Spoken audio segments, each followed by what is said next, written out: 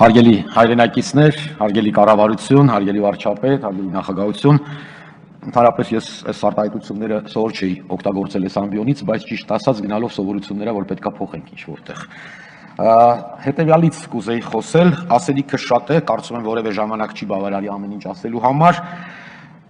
Երբ որ ուզում եի ելույթ ունենայի, մտածում եի, որ շատ հարցերում քննադատելու եմ, որովհետև առաջին քայլերը կառավարության կամ բաներ, որոնք որ գտնում են ոչ ճիշտ, կամ բաներ, որ գտնում են որ շատ լավ եւ այլն եւ այլն, բայց երբ որ այս մթնոլորտը զգում ես, չգիտես ինչի մշտական ցանկություն է առաջանում պաշտպանելու ու դրա համար, ասենք, գնանք այս ճանապարհով։ Ուրեմն Նիկոլ ջան,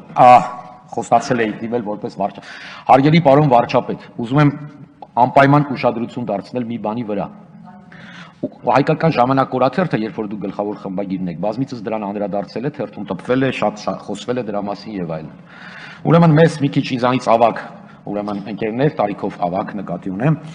իրար դիմում էին ժամանակին, այսպիսի մի պահ կար, Վանոն նամակ էր գրում Վազգենին ու ասում էր զգույշ եղիր այս կամ այն բաներից։ Ես քեզ հիմա ուղիղ տեքստով ասում եմ զգույշ եղիր, ընդհանրապես ամբողջ կառավարություն զգույշ եղեք, որովհետեւ Հայաստանի ցանկացած հակահեղափոխության թիրախն եք դուք։ Իմացեք, դուք շատ շատերի կոկորդին եք կանգնած։ Դրա համար դուք պետք է իրոք զգույշ լինեք։ Ուրեմն, ինչի ես խոսում KGB-ի մասին։ Տղերք, ուրեմն մի բան շատ կարևոր է։ KGB-ն Լենինի ստեղծած։ Ուրեմն, եթե երբ որ ես ու դու նստած էինք տարբեր վայրերում KGB-ում էինք հայտնվում, ձեռնից ու նկարը ցանկացած կաբինետում էր։ Այդ մթնոլորտնում միջավայրը այնտեղից դուրս չի եկել, հոտը դուրս չի եկել։ Ուրեմն այդ չեկիստական ոգին դեռևս այնտեղ կա։ Դրանից պետքա զատել մարդկանց, որոնք որ իսկական հետախույզ են ու հակահետախույզ։ Դա բացառիկ գործառույթ է, որ մարդիկ պետքա իրականացնեն։ Օրինակ, Ամերիկայի, ասենք, համապատասխան մի կառույց, ենթադրենք CIA-ը, իրավունք չունի գործունեություն ծավալել երկրի ներսում, օրենքով արգելված է։ Նա գործառույթ չունի երկրի ներսում։ Երկրի ներսում աշխատում է, ենթադրենք, ասենք, ֆեդերալ հետաքննությունների բյուրոն, դուրս է աշխատում է կոնկրետ համապատասխան, ասենք, կառույցը։ Ինչով է դա։ Նախ հակակշիռներ են, երկրորդը շատ կարևոր է հետևյալը։ Ես կարծում եմ, որ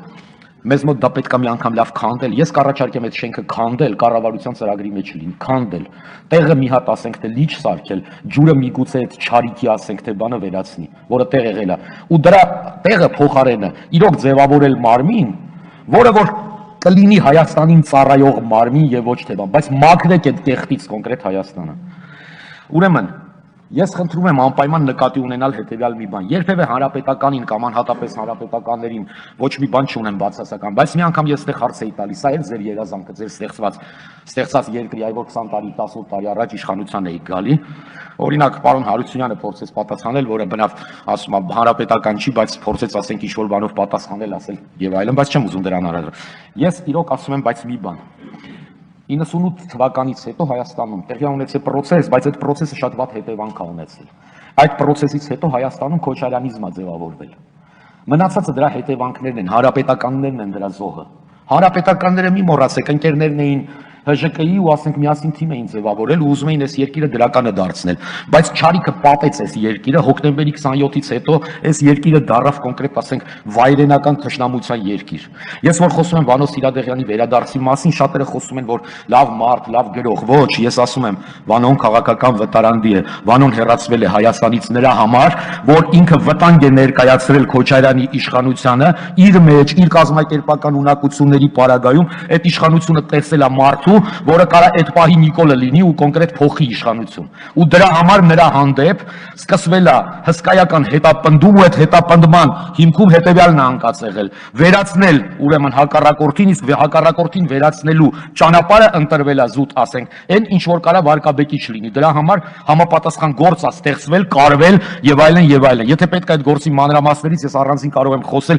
ծիծաղաշարժ բաներ կան այդտեղ, բայց ելի եմ ասում,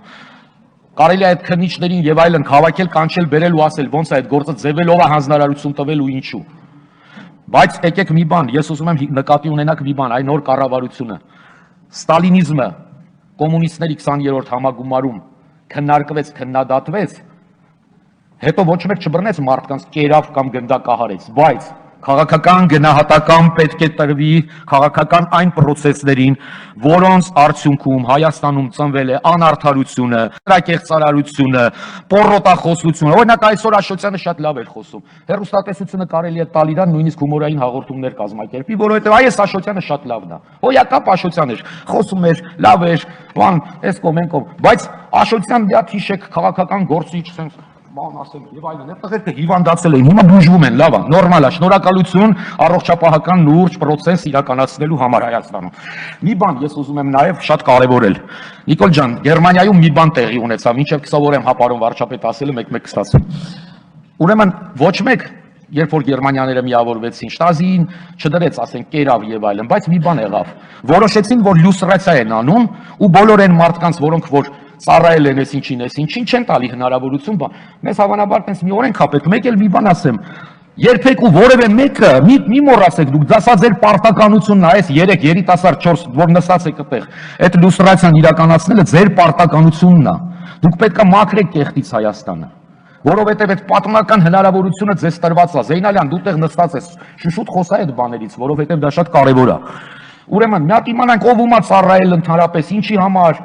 ընդհանրապես ում գենը ոնց է, պապը ումա ծախել, ոնց է եղել, բաներ կա էլի արժի իմանալ։ Հիմա մի բան էլ որ շատ բան կա ասելու, բայց ուզում եմ ասեմ, քաղաքական գնահատական է պետք տալ։ Մի մոռացեք դա անել, կընկերներ, ծրագրի վերաբերյալ, ոտով գլխով պատրաստ եմ ծրագիրը պաշտպանել, մի բանի ամեն ես չէ։ Ծառուկյան դաշինքի մասին ասվեց, ասեմ, հայոց համազգային շարժում կուսակցությունն էլ դրան գումարած։ Մի բան, ուզում եմ, որ շատ կարևոր եք։ Նախ դուք բերել եք քաղաքական ծրագիր, շնորհակալություն դրա համար։ Թվեր կլինեն, թվերից որ շատ ուզում են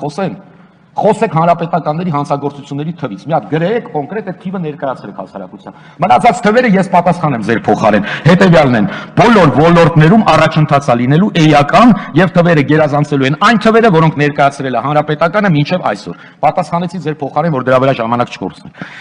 Եվ